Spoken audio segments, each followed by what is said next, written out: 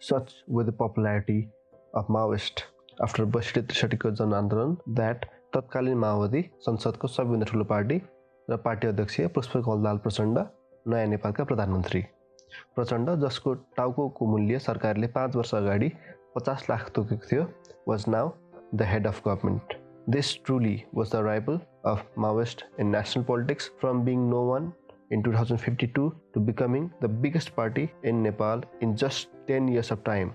This truly was a big achievement. So what went wrong in अहिलेको टाइममा that most people think civil war was a mistake and the Sojo Junta were the victim? This is the first episode of Nepal Civil War Explained, where we analyze the roots and the origin that set the path for the civil war. I am Dipesh and this is the Nepali Comment.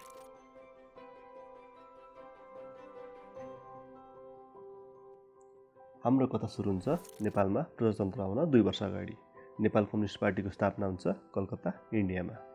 Meanwhile, Nepali Congress was leading the fight against the Ranas.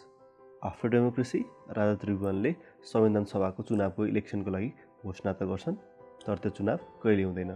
भर्खर खुट्टा जमाउँदै गरेका कम्युनिस्टको national पोलिटिक्समा प्रभाव almost शून्य थियो। पार्टीको पहिलो महाधिवेशनमा 2 जना prominent leaders Pushpalal र केशरजङ रायमाझीले 2 फरक मत राख्छन्। पुष्पलाल संविधान सभाको चुनाव नभएसम्म स्ट्रगल जारी राख्ने पक्षमा थिए भने केशरजङ स्ट्रगल गरिराख्ने पक्षमा थिएनन्। 1957 मा पार्टीको कन्फ्युजन हटाउन र कार्यदिशा डिसाइड गर्न काठमाडौँमा ओपन कन्फरेन्स गरियो, तर त्यसको conclusion was even more confusing. पार्टीले पुष्पलालको स्ट्रगल गर्ने नीतिलाई आफ्नो आइडियोलोजी त बनाउँछ, तर पार्टीको महासचिव पोस्टमा केशरजङ विजयी हुन्छन्।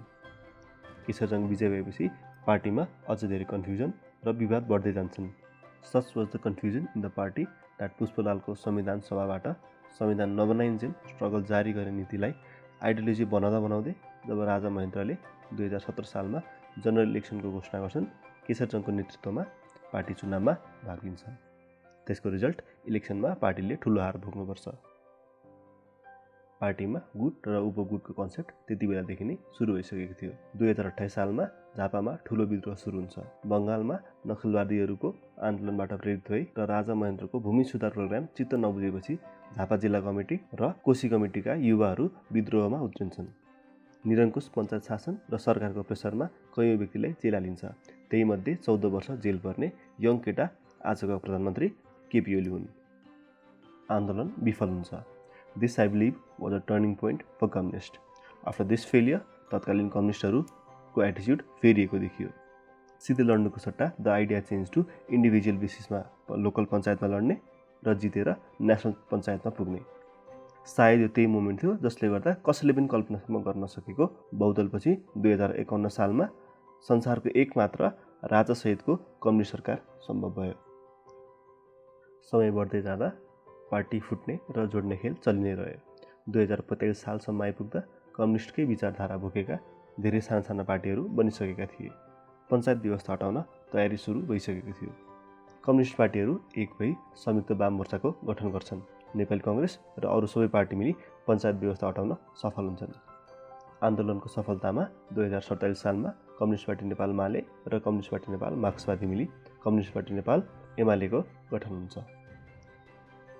तर केही कम्युनिस्ट पार्टी 2046 सालको आन्दोलनको भाव पूरा नभएको र राजासँग कम्प्रोमाइज गरेकोमा असन्तुष्ट थिए र वास्तविक आन्दोलन अझै पूरा नभएको निर्णयमा पुगे। यो विचार बोक्ने कम्युनिस्ट पार्टीहरूले संयुक्त राष्ट्रिय जनआन्दोलन नामक मोर्चा गठन गरे। 2047 सालको जनरल इलेक्सनमा नेपाली कांग्रेस सबैभन्दा ठुलो पार्टी बन्यो, नेकपा एमाले दोस्रो ठुलो पार्टी। फरक विचार बोकेको संयुक्त राष्ट्रिय जनआन्दोलन आफूले लडेको 70 मध्ये 9 सिट मात्र विजयी हुन्छ। यो हारपछि यही संयुक्त राष्ट्रिय जनआन्दोलन मोर्चाभित्र सिस्टमप्रति नै तितोपना बस्छ। नेकपा माओवादीको जन्म यसको 4 वर्षपछि यही मोर्चाबाट हुन्छ, जसको बारेमा हामी नेक्स्ट एपिसोडमा डिस्कस गर्नेछौँ, which is releasing on next Friday.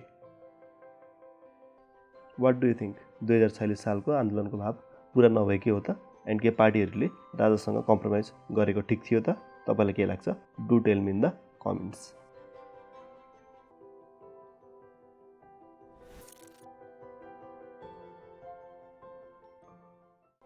Prithvinarayan शाहले 4 जात 36 वर्णको फुलबारी नेपाल भन्ने पनि डिस्क्रिमिनेसन ग्रास रुट लेभलसम्म सुरु भइसकेको थियो। माथिल्लो भन्दा जातका मानिसलाई दरबारबाट स्पेसल फेसिलिटीको कारण उनीहरू माथिल्लो ओदा र समृद्ध हुने निश्चित थियो। त्यसैले आज पनि गरिब र तल्लो जात अलमोस्ट सिनोनिमस भएको छ। हालैको रुकुम घटना यसको ज्वलन्त एक्जाम्पल हो। चाल चलनमा मात्र रहेको यो सिस्टम जङ्गबहादुर युरोप भ्रमणबाट फर्किएपछि 1854 को मुलुकी ऐनले यो सिस्टमलाई लिगल नै बनाइदियो। माथिल्लो जात, मतवाली, पानी नचल्ने मतवाली आदिको लागि छुट्टा छुट्टा नियम बनाएर जङ्गबहादुरले देशलाई 100औं वर्ष पछाडि धकेलिदिए।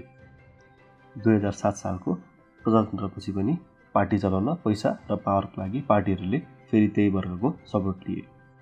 1962 मा छुवाछुतलाई इलिगल डिसाइड गरे पनि यसको जरा यस्तोसँग सोसाइटीमा गाडिसक्यो कि आजसम्म पनि निस्केको छैन।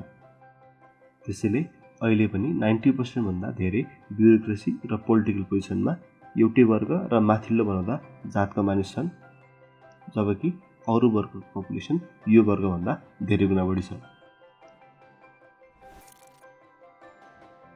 हामी सबैलाई थाहा छ नेपालको इकोनोमी एग्रिकल्चर बेस्ड इकोनोमी हो। एउटा रिपोर्टको अनुसार 2046 सालमा देशको 6% मान्छेसँग 50% भन्दा धेरै जमिन थियो। प्रजातन्त्रपछि सरकारले भूमि सुधारको धेरै पोलिसी बनायो, तर त्यो ग्रास रुटसम्म पुगेन। द रिजल्ट वाज धनी गरिबको ठुलो अन्तर। अर्को कारण प्रजातन्त्रपछि ढिलो भए पनि नेपालको बेसिक हेल्थ फेसिलिटी इम्प्रुभ हुँदै थियो, तर एजुकेसन इम्प्रुभ हुन धेरै टाइम लाग्यो। द रिजल्ट वाज पपुलेसनको एक्सप्लोजन। 2007 सालमा नेपालको पपुलेसन लगभग 82 लाख्स थियो, तर 50 वर्षको समयमा पपुलेसन 3 गुणा बढ्यो। रिसोर्स कम भएको हाम्रो देशमा यति मान्छे सस्टेन गर्न गाह्रो थियो, अनि सुरु भयो खाडी र विदेश जाने चलन। यदि गभर्मेन्ट र राजाले सबैतिरको सिचुएसन एनालाइज गरेर राइट काम गरेको भए सायद दोज मार्जिनलाइज्ड र ब्याकवर्ड कम्युनिटीको मान्छेलाई सरकार र देशको सिस्टमको विरुद्ध लड्ने कन्सेप्ट नै हुन्थेन होला।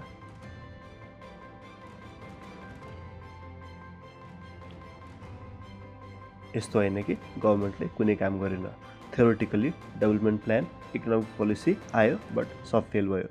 ऱ्यापिड पपुलेसन ग्रोथ, डिस्क्रिमिनेसन, धनी र गरिबको ग्याप, जनताको लागि सरकार नभएकै समान हुनु, गरी खाने वातावरणसम्म नहुनु र समाजको वर्गहरूको बीचमा resentment plus the politics of parties.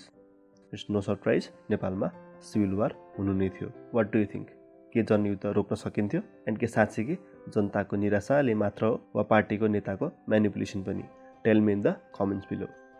In the next episode हामी सिभिल वारको इमिडिएट बिगिनिङ र नेकपा माओवादी कसरी फर्मेसन भयो भन्ने बारे कुरा गर्नेछौँ। Thank you for watching.